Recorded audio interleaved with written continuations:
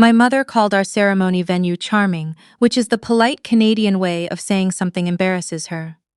My sister booked a waterfront ballroom in downtown Toronto for the exact same September weekend, flew our entire extended family out business class, and told everyone at the dinner table that my little country gathering was making the family look small.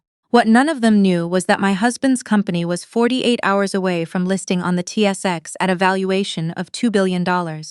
What none of them knew was that my sister's fiancé would spend that same weekend answering questions in an RCMP commercial crime office instead of a ballroom.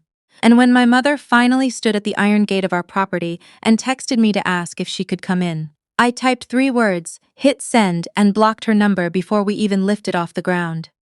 My name is Camille. I am 28 years old, a chartered professional accountant working out of Toronto, and I have spent most of my adult life trying to be enough for a family that had already made up its mind about me before I finished high school.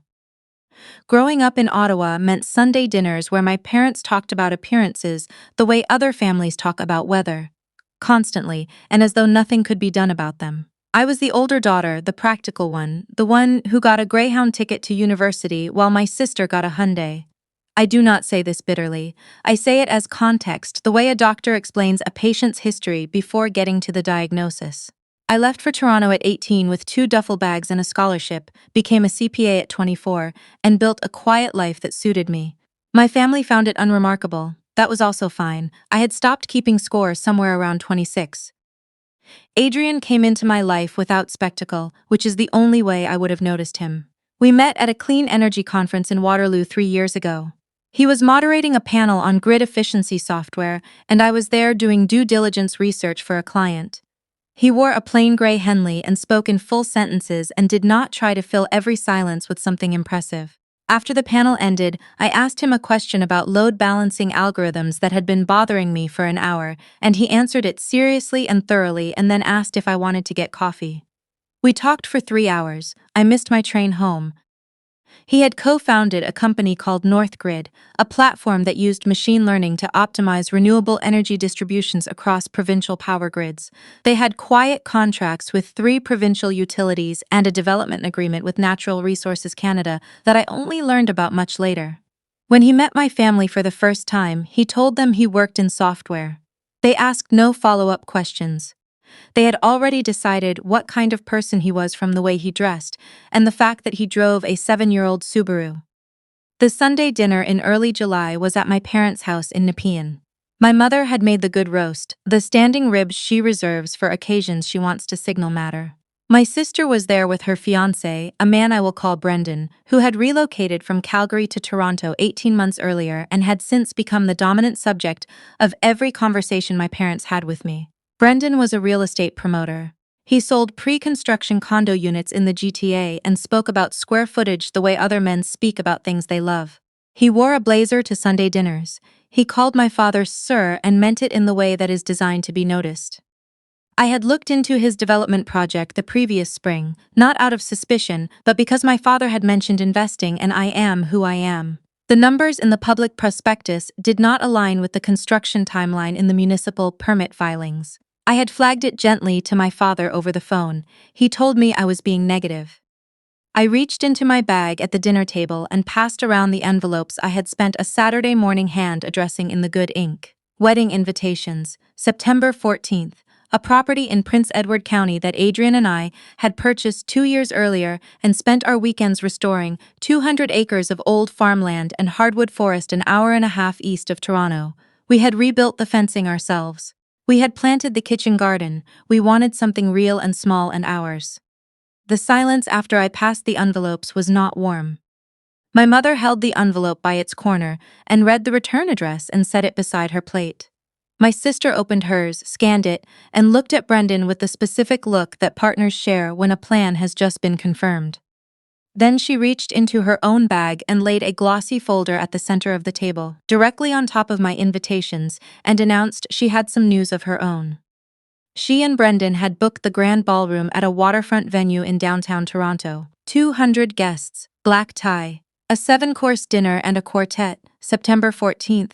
She told us all with a wide, bright smile that she had been so worried the date might conflict with something, but then she realized it was actually a wonderful chance for the family to all be together for a real celebration. She looked at me the way she had been looking at me our whole lives, with a cheerful, practiced pity that had just enough warmth in it to be deniable, and said she was sure I would understand. I asked her why she had chosen my date. She said the venue only had that specific weekend available for the next 14 months, and Brendan had really set his heart on the best. She said a country property event could happen any time.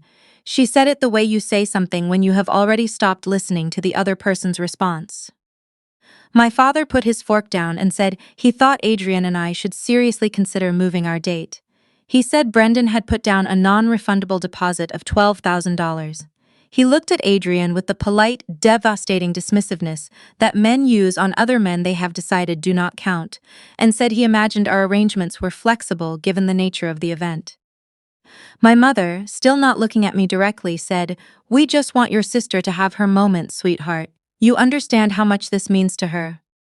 I understood everything perfectly. Adrian's hand found mine under the table. He said nothing. He sat with the absolute stillness of a man who has nothing to prove to anyone in the room, which was the most threatening thing he could have done, and he did it without knowing. I told them the date was not moving. I told them the invitations were already printed and the deposits were paid. I told them I hoped they would come, and I meant it with the genuine, slightly foolish hope of someone who has not yet fully accepted what they already know. My father said if we kept September 14th, neither he nor my mother would be attending. I looked at the two people who had raised me. I looked at my sister, who was examining her manicure. I looked at Brendan, who had settled back in his chair with the complete comfort of someone who has always found rooms arranged to his preference. I thanked my mother for dinner. I picked up my bag. I walked out with Adrian beside me and his hand at the small of my back, and when the door closed behind us and the Ottawa evening air came in cool and clean off the river, I breathed out something I had been holding since approximately the age of 12. The notifications started before my alarm the next morning.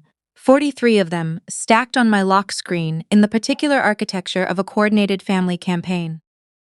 My sister had posted on Instagram the night before, a photograph taken in soft window light, herself, looking heartbroken in a beautiful, staged way that I recognized as the product of at least 4 attempts, with a caption running 4 paragraphs about how devastated she was that her own sister was trying to sabotage the happiest chapter of her life. She wrote that I had chosen her engagement weekend deliberately out of jealousy. She wrote that she had kindly offered to help fund my event, and I had thrown her generosity back in her face. She ended by saying she was praying for my heart. The comment section was illuminating in the way that emergency situations reveal people's actual priorities. My aunt wrote that I had always struggled with my sister's success. My cousin wrote that it was sad to see. 3 family friends I had known since childhood wrote variations of family is everything without, as far as I could tell, any awareness of the irony. I made myself a coffee, I opened my laptop, I created a folder on my desktop, labeled it with the date, and spent the next hour taking screenshots. Every comment, every private mess, every text from relatives who felt moved to share their perspective on my life choices. I saved each one. I am a CPA. Documentation is not a personality trait for me. It is a professional reflex, and it has never once failed me. 2 days later, my father called. He opened by telling me that he and my mother had made a final decision to withdraw their financial contribution to our wedding. He said this the way you say something you expect to land with force. I pressed my lips together to hold back the laugh. They had never offered a financial contribution. From the day Adrian and I had announced our engagement, every conversation about money had ended with my father explaining that his funds were currently committed, that the markets were difficult, that he was certain we understood. Adrian and I had planned and funded our September from the beginning, completely, without asking anyone for anything. The financial support my father was now withdrawing had existed only as a threat he had been holding in reserve for this exact moment. I told him calmly that we had it covered, and I appreciated him letting me know. There was a pause. He had been expecting tears, or at minimum a crack. He got accounting. Then he told me about the ring.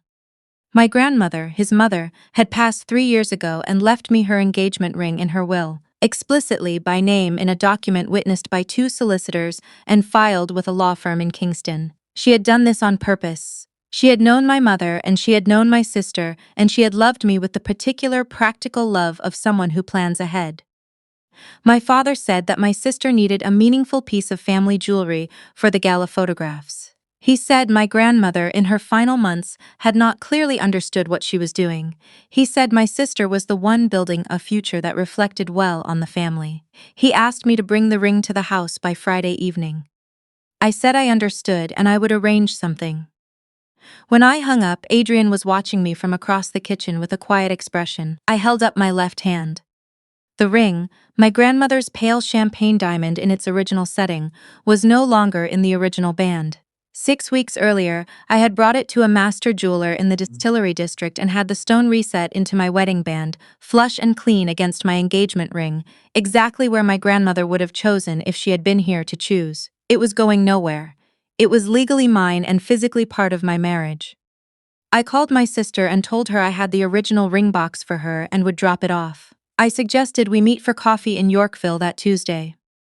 She arrived 20 minutes late in sunglasses and shopping bags, trailing the particular energy of someone who has been winning and would like everyone to know it. She sat down without taking off her coat, told me she had 30 minutes, and held out her hand for the box. I slid it across the table without a word. She opened it. Inside, the original velvet cushion, the legal appraisal certificate from the estate filing, and the business card from the jeweler who had done the reset, with a handwritten note on the back indicating the date of service. She stared into the empty box, then she looked at my hand. I watched the understanding move across her face. It was not a gradual process, it hit her all at once. She screamed. Not a small sound, a real, full-throated scream in the middle of a cafe in Yorkville on a Tuesday at 2 in the afternoon. She stood up so hard, her chair toppled backward onto the tile with a crack that made every person in the room turn around. She reached across the table for my left hand and I pulled it back cleanly and stood up. She told me I had stolen a family heirloom. She told me she was calling the police. I told her to please go ahead. I suggested she bring the appraisal document, which was still sitting on the table between us, and show it to them. She grabbed her iced tea and threw it. It missed me and hit the table behind me, sending ice across the shoes of the couple sitting there. The manager was already moving. Several customers had their phones up. I told her I hoped her fitting went well. I picked up my bag and walked out through the glass doors and into the afternoon sun on Bloor Street. She called Brendan from the sidewalk. I could hear her through the glass as I walked away. He found me half a block north, stepping out of a black Escalade with the physical certainty of a man who has never had someone not stop walking when he needed them to. He planted himself in my path and told me what I had done to his fiancée was unacceptable. He told me I was acting out because I felt threatened. He told me, and this part he seemed genuinely proud of, that as a gesture of goodwill, he had just booked business-class return flights for our entire extended family from Ottawa to Toronto, with rooms at the Weston Harbour Castle on the night of the gala. He had done this, he said, to make sure I understood that every person I shared blood with would be choosing his event over my country field. He said I would be walking to my ceremony past rows of empty chairs. He said this and then waited for the crumple. I looked at him for a long moment, then I smiled, not the smile he had prepared for. I told him that was genuinely generous of him. I told him he had just saved me thousands of dollars in catering costs for guests I had been quietly dreading seating. I said I hoped the weekend was everything he'd been promising everyone it would be. Then I said, in the same tone I use when I am about to tell a client something they are not going to enjoy, that I had a professional habit of reviewing public filings before commenting on anyone's financial position. I mentioned casually that the pre-construction condo project his company had been selling units for in Mississauga had some interesting gaps between the investor prospectus and the municipal permit record. I used the word discrepancy, just the one word, flatly, the way accountants do. Something changed in his face. I walked around him and continued to my car. September 14th came in the way all days you have waited for too long finally come, clear and cool, with that particular slant of Ontario autumn light that makes everything look like it has already been preserved. Our property in Prince Edward County was not a field with folding chairs. The farmhouse sat at the end of a long gravel lane lined with sugar maples just beginning to turn. And we had laid the ceremony out on the south lawn where the lands sloped gently down to a creek with willows along the bank. Cedar chairs arranged in 2 sections on either side of a center aisle. Wildflower arrangements is mason jars that my best friend and I had cut from the gardens the morning before. A string duo playing softly under the old apple trees. The guests arriving through our gate were people who had shown up consistently, quietly, over years. Engineers and researchers from Northgrid's early days, policy colleagues from Queen's Park, a few investors who had backed the company in the Series A and had since become friends. My grandmother's sister, 91 years old and sharp as February, held my face in both her hands before I walked out and told me that my grandmother would have been so proud of who I had become. There was no one from my family. That was their choice, made clearly at a mahogany dinner table in Nepean, and I had made my peace with it somewhere, on a drive through the county 3 weeks before. With Adrian beside me and the radio on and the fields going past in the late evening light, I had cried once, in the car, and then I had not cried again.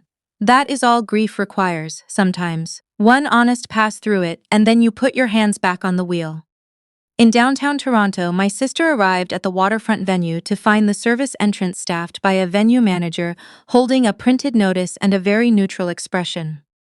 The corporate account Brendan had used to book the event had been subject to a stop payment order the previous evening, following the freezing of multiple business accounts by the RCMP's Commercial Crime Unit. The booking was voided.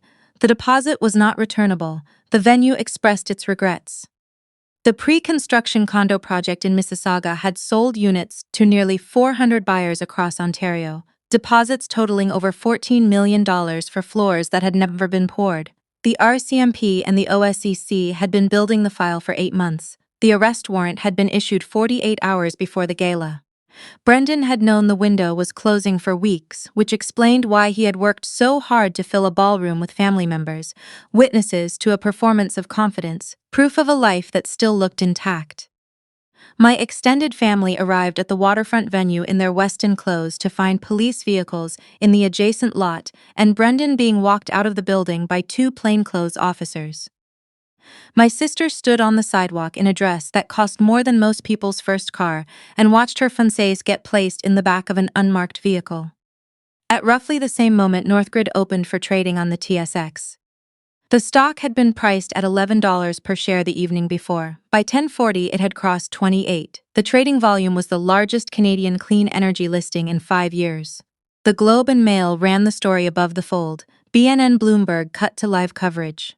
A CBC reporter who had been given pre-arranged access to the property was standing on our south lawn, with the ceremony chairs visible behind her, speaking with the quiet excitement of someone who understands they are covering something that will be referenced for a long time. My family found out from their phones, on a sidewalk with an RCMP scene behind them, and no ballroom to go into and hotel key cards that had stopped working when the account they were charged to was frozen.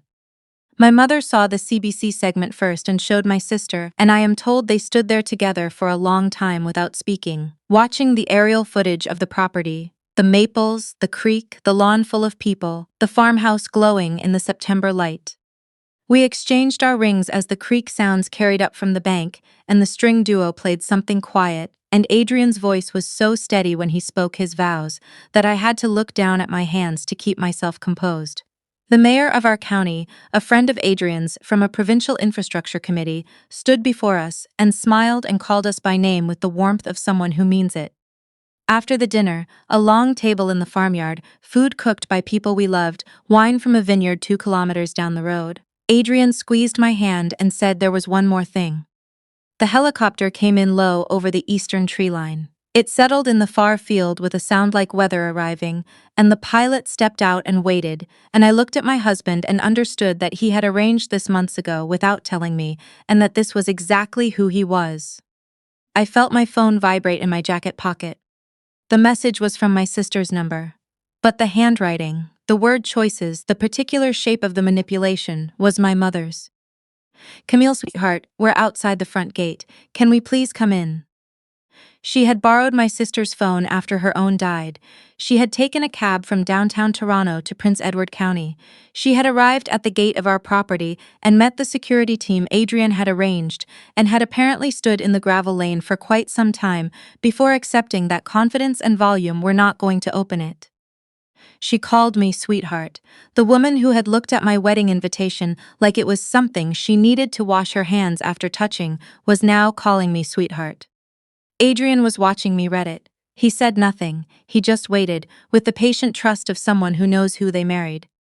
I looked at the message. I thought about the dinner table in July, and the phone call about the ring, and the 28 years of being the one who adjusted, the one who made room, the one who was told her choices were fine but somehow always a little less important than someone else's. I thought about my grandmother's diamond sitting on my hand where she had always wanted it to be. I typed 3 words. You're too late. I hit send. I opened my contacts and blocked my mother's number, then my sister's, then my father's, then one by one, the numbers of every aunt, every cousin, every person who had left a comment in that Instagram thread and gone to bed feeling righteous about it. Each block was quiet, each one was final, each one felt not like loss but like setting down something I had been carrying so long I had forgotten it had weight. I put my phone in my pocket and took Adrian's hand, and we walked through the field toward the waiting helicopter, and the rotors turned slowly in the September dusk, and the maples along the lane had gone the color of copper in the last of the light.